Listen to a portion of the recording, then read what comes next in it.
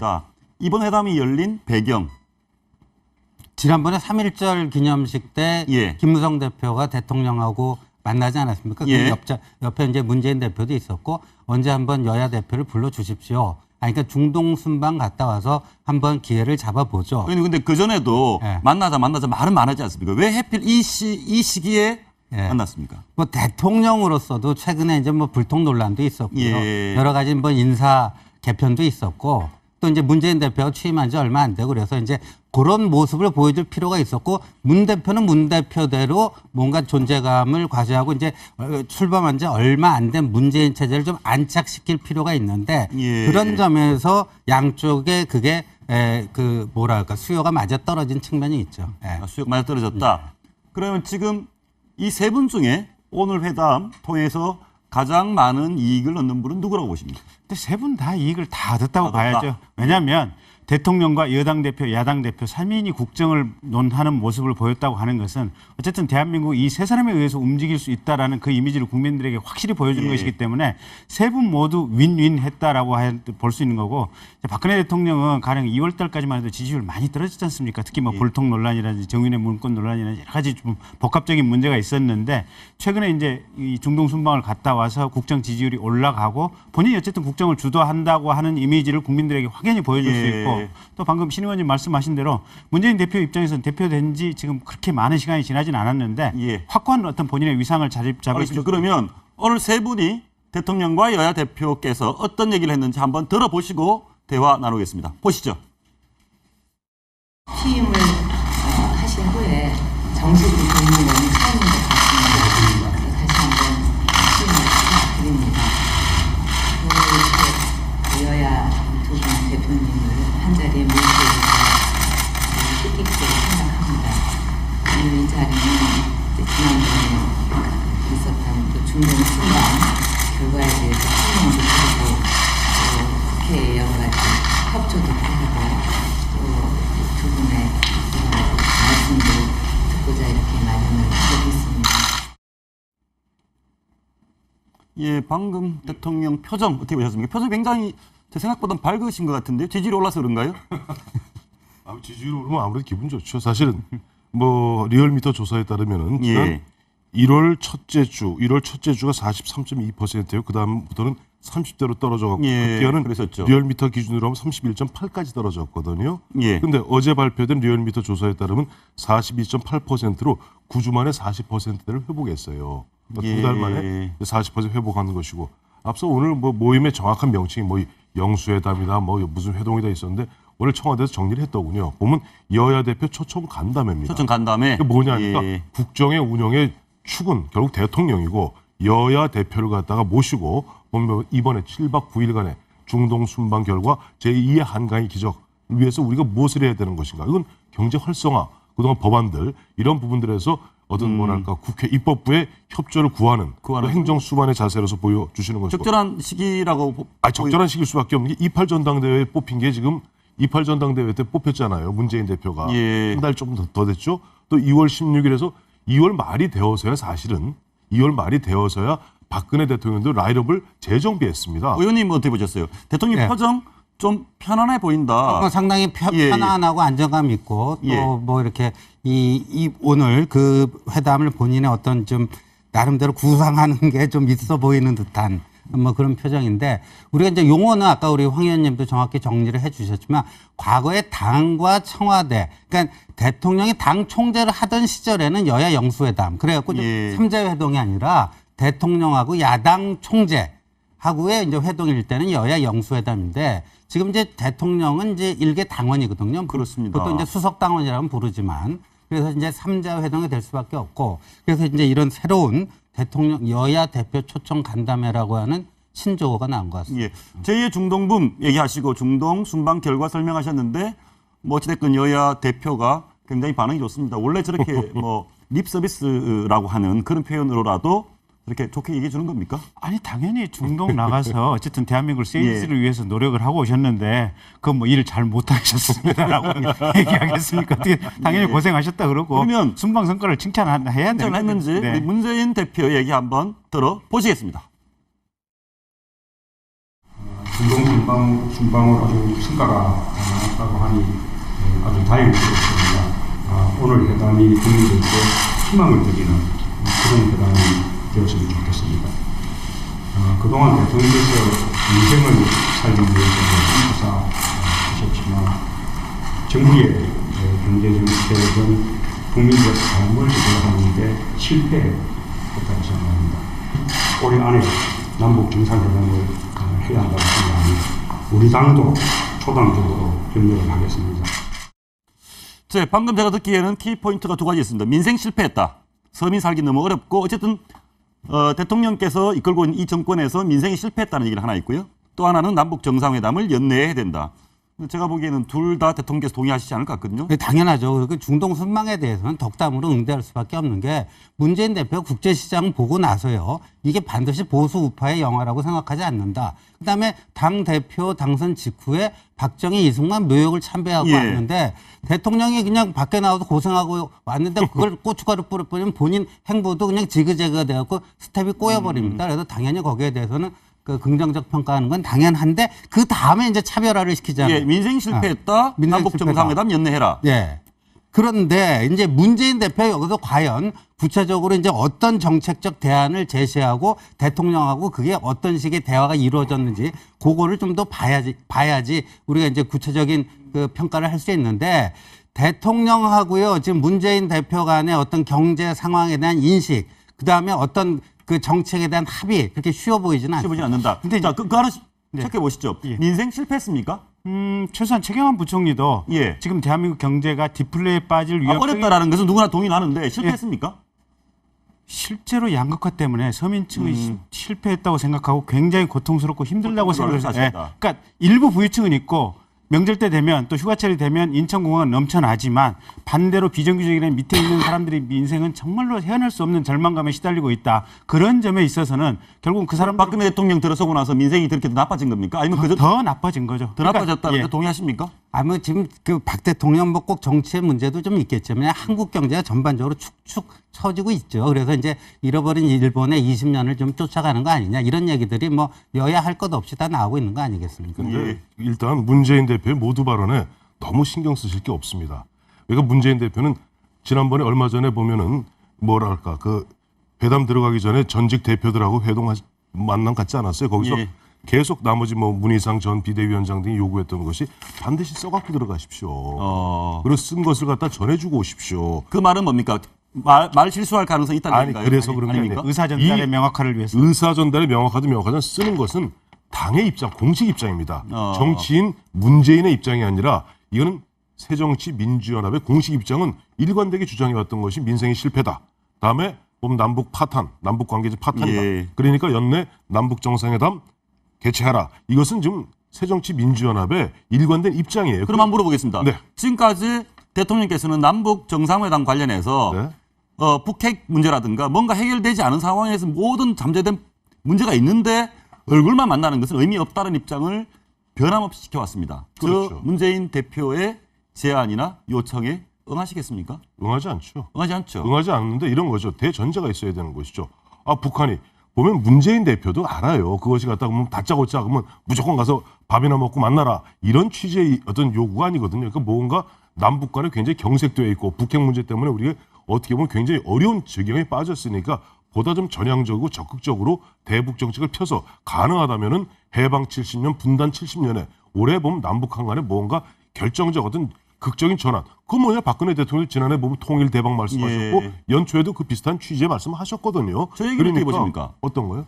예정 시간을 넘겨서까지 계속 진행되고 있다는 것은 좋은 얘기죠. 좋은 저건 얘기입니까? 좋은 얘기예요. 좋은 겁니까? 왜냐하니까 제가 알기에는 지금 보면 저 조윤선 정무수석하고 저 이쪽에 김현미 예. 비서실장하고 의제 조율이 제대로 안 됐어요. 뭐 갈등이 굉장히 의제 심각했다. 조율. 예. 그렇기 때문에 오늘도 보면은 회담이 아니라 간담회라는 표현을 쓴 겁니다. 간담회. 간담회는 그냥 막 간담회 예를 들어 신주호, 황태순, 김경진 3자가 만나서 간담회하면 뭔가 끝나고 나서 합의문 없어도 돼요. 아, 그러네요. 회담은 반드시 합의문이 나와야 됩니다.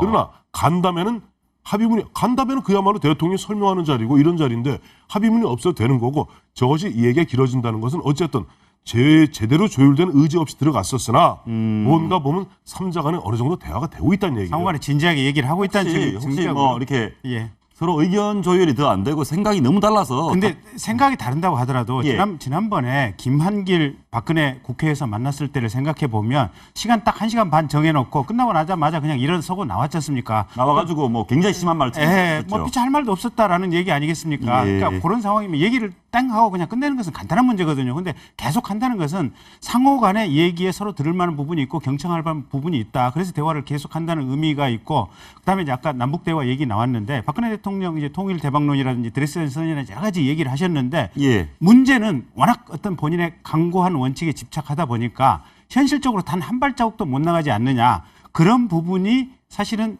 이 정부 여당 내부에서도 있는 거 아니겠습니까? 그래서 새누리당 정부 여당 내에 있는지는 아니 근데 잘 잠깐만요. 아시잖아요. 저기 예. 6.1제 통일부 장관이 예. 지난번에 물러나게 된 계기 중에 하나가 이건 너무 교착 상태다. 내가 특사로 가겠다라고 대통령한테 얘기를 했다가 대통령이 그 얘기 밖으로 샌다 그래서 지금 이렇게 쳤다는 거 그 아니겠습니까? 부분은 100% 확인된 건 아니죠. 예, 어쨌든 조금 애매해요. 분명한 것은 객관적인 상황은 대통령이 통일이라든지 이런 부분에 대해서 지속적으로 얘기를 하고 있음에도 불구하고 현실적으로 실질적인 실천적인 것은 하나도 나가는 것이 없다. 그런데 예. 그러면 남북 간에 뭐 만나봐야 아무런 뭐 사전 조율되기 천연 상황에서 근데 이제 만나는 의미가 문제는 이런 거죠. 만나다 보면 얘기를 하다 보면 그러니까 오늘 이 자리처럼 얘기를 하다 보면 발전될 가능성이 있는 것이 있는 그건 거기도 한번 하고 또 다른 예. 얘기도 물어보죠. 네. 그러니까 뭐 제가 봐서는요 쟁점이 될 만한 게 5.24 조치에 대한 그 조건 없는 해제 같은 거를 이제 문재인 대표가 강하게 주장할 것이고요. 거기에 대해서 박 대통령이 나름대로 입장을 얘기할 텐데 꼭 지금 뭐 길어지고 있는 이유가 남북 관계 때문인지 경제 정책 때문인지 근데 국민들의 관심사는요 1차적인 관심사는 민생 문제에 더 가 있습니까? 더 가 있으니까 아무래도 그 얘기가 진행되지 않을까 저는 그렇게 예상을 해보는데요. 이제 간담회라는 그 형식을 통해서 합의에 대한 부담을 박 대통령이나 문재인 대표나 둘 다 덜었다는 점에서 그다음에 예정보다 길게 회동을 한다는 점에서 이 회동이 굉장히 진지했구나 하는 점에서도 이른바 그 서로가 이익이 일치하는 바가 있습니다. 그런데요, 문재인 대표로서는 이런 게 있을 거예요. 이제 김한길 황우려 시절에 예. 그 박근혜 대통령 국회 오셔갖고 했을 때는 정말 냉랭하게 끝났지만 그 다음에 세월호 사건 이후에 원내대표들을 청와대에 불러다가 그때 굉장히 좋았어요. 7월이죠. 분위기가. 그래갖고 뭐 박영선 원내대표 시절에 그렇습니다. 이완구 원내대표 그죠? 그렇죠. 예. 그래가지고 그 아주 뭐 여성 첫 번째 야당 원내대표 아주 덕담해주고 앞으로 자주 만나자 뭐 했는데 박영선 대표가 청와대 회동하고 여의도로 돌아가고 스텝이 꼬여버렸어요. 그러니까 박 대통령하고 얘기한 것들이 거의 당내에서 씨가 안 맥히는 거죠. 그러니까 문재인 대표로서는 28 전당대회 이후에 출범한 지 얼마 안 되는데 여기서 오늘 갔다 와가지고 여의도 당으로 돌아가서 스텝이 꼬여버리면 정말 안 되거든요. 그렇군요. 그러니까 그런 점에서 뭔가 지금 나름대로 고도의 이제 근데 투사들이 신원님은 저는 생각이 다른 게요. 그때는 세월호 특별법이라고 하는 핵심 쟁점 부분이 명확한 전선이 있었거든요. 예, 그렇죠. 근데 지금은 결국 이제 최저임금 인상이라든지 이런 것들은 지금 정부 최경환 부총리하고 어느 정도 이제 일맥상통하는 입장들이고요. 나머지 어떤 조세 체계 개혁이라든지 법인세 부분이라든지 이런 것은 당장에 해결될 문제는 아니거든요. 아니죠. 그러니까 예. 눈앞에 이렇게 장벽이 딱 전단이 서 있는 지금 이런 상황은 아니에요. 그렇죠. 그러니까 얘기를 하는 것이 일반적으로 상호간에 지금 깊은 대화를 하고 서로 얘기를 할 만하구나 하는 느낌으로 지금 대화를 해오고 있는 것이지 뭔가를 가지고 지금 싸우고 뭐 그렇죠. 예. 지금 이런 상황은 이렇게 아니에요. 인데 다 좋은 상황이라고 중요한 게 얘기하시죠. 뭐냐니까 지금 사실은 오늘 잘 보세요. 김무성 대표하고 박근혜 대통령이 드레스 코드가 같습니다. 녹색 옷에 녹색 넥타이예요. 예. 잘 보세요. 그다음에 문재인 대표는 보면 이렇게 여는 걸 놓고 두 손을 가지런히 놓고 있어요. 예. 그래서 제가 딱 보면서 문재인 대표 굉장히 강박관념에 시달리고 있구나. 뭐냐니까 당내에서 요구하는 게 너무 많아요. 당내에서 보면 문 대표 이번에 나가서 밥만 먹고 오면 안 된다. 물론 밥도 먹지도 않습니다만 차만 마시고 오면 안 된다. 사진만 찍고 오면 안 된다. 아니 사진만 찍고 오면 좀 어떻습니까? 예. 가서 중요한 거 그동안 꽉 막혀있는 이런 어떤 대화의 통로를 박 대통령이 정말 이번에 13번째 해외 순방인데 12번째 해외 순방 갈 때까지 단 한 번도 예를 들어 국회의장한테 설명한 적이 없었어요. 이번에 처음 설명하고 여야 대표를 갖다가 원내대표도 없이 딱 대표들만 같이 초치해서 간담회 열고 소통하기 또 나섰을 때 문재인 대표도 나섰어요. 그러네요. 진짜 보니까 김무성 대표 넥타이 색깔이랑 박근혜 대통령 똑같아요. 숙색이에요. 우연입니까? 아니면 아니 그 드레스 코드 맞춘 겁니다. 맞춘 겁니까? 맞춘 그러면 거죠. 김무성 대표는 오늘 어떤 얘기를 했는지 김무성 대표 얘기를 들어보시죠. 들어볼까요? 예, 한번 들어보시죠. 예.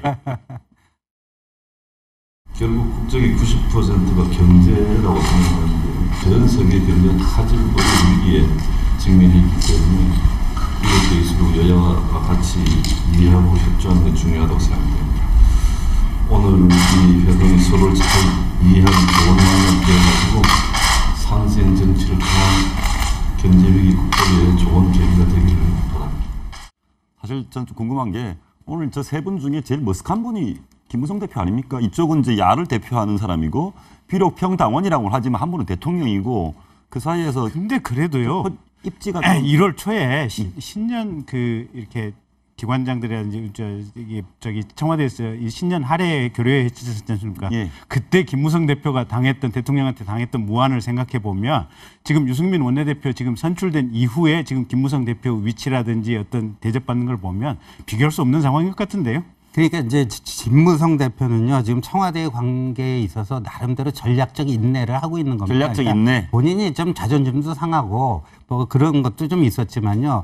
지금 자기가 이렇게 뭐 대립각을 세우고 나서갖고 뭐 차별화를 해가지고 될 일도 안 된다. 그러니까 꾸준하게 시간을 두고 장시간을 두고 좀 풀어나가자 하는 그런 이제 스탠스이기 때문에 오늘 저 자리에서도 우리 정확한 뭐 아주 예리하시네요. 드레스 코드. 그러니까 나름대로 저기서 근데 사실은요 그 박 대통령하고 문재인 대표랑 사실 강대 코드거든요. 거기서 그걸 코디네이트 해내는 데서 본인의 존재감을 살리는. 저는 그렇군요. 이제 신 의원께서 정확히 짚어주셨는데 뭐냐니까 사실 보면 27개월 전에 이제 박근혜 당시 후보와 문재인 후보는 거의야말로 사생 결단으로 싸웠습니다. 의원님 그러면 그 당시에 우리 저 박근혜 당시 후보와 문재인 후보가 2012년 12월 16일입니다. 얼마나 어떻게 갈등을 했는지 다퉜는지 내용 한번 보시겠습니다.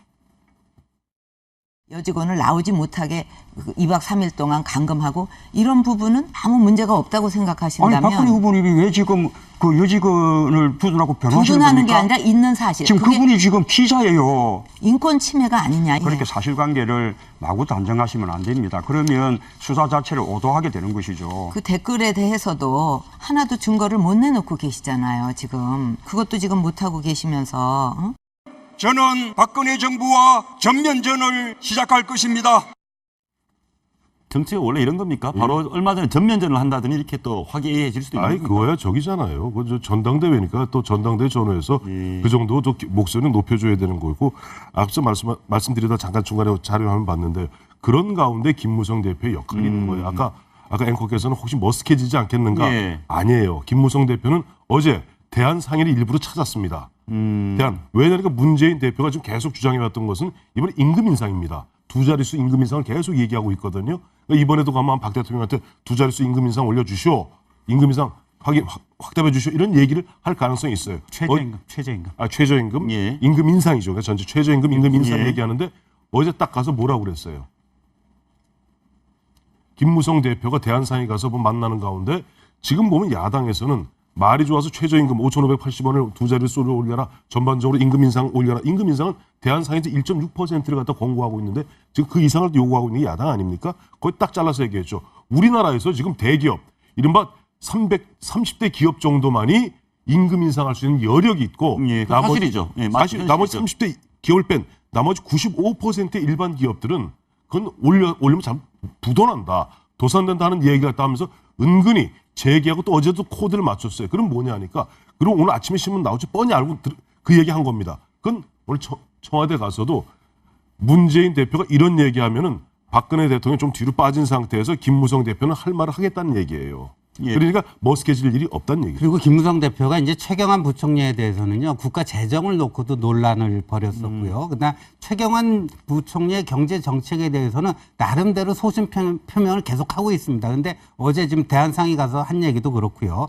그러니까 최경환 부총리 이른바 초이노믹스에 대해서요. 최근에 이제 경제 전문가들은 이게 아베노믹스의 아류다 이런 얘기들을 심한 많이 비판을 해요. 했네, 심한 예, 비판을. 그러니까 예. 아베노믹스의 아류다. 근데 아베노믹스는요 양적 완화라도 팍팍 해갖고요. 도요타 같은 데가 이제 수출이 잘 되고 수익성이 개선되니까 10년 만에 1인당 우리 돈으로 10만 원씩 임금을 일괄적으로 올리는 그러니까 그 채선성이 개선이 되니까 이렇게 되는 건데 지금 초이노믹스하고 기업 실적이 낮은 게 없고 작년에 법인세 수가 재작년에 비해서 준 거는 그만큼 기업의 수익성이 악화됐다는 거 아닙니까? 그런데 이 상태에서 임금을 더 올려라. 그러니까 어떤 아베노믹스보다도 못하다 이런 비판들이 근데 많아요. 이제 그 부분이 거기에 대해서 이제 김무성 대표는 거기에 대해서는 분명히 자기 목소리를 좀 내지 않을까 싶어요. 근데 신원이 그 부분이 지금 좀 포인트가 다른 게 가령 10대 기업, 30대 기업까지는 어쨌든 전반적으로 흑자를 엄청나게 내고 있고 10대 기업까지만 해도 우리나라에서 그 기업 내부에서 지금 사내부 유보금이 지금 520조라는 거 아니겠습니까? 그렇습니다. 맞죠. 그러니까 예. 최소한 30대 기업까지는 엄청난 흑자를 내고 있고 지금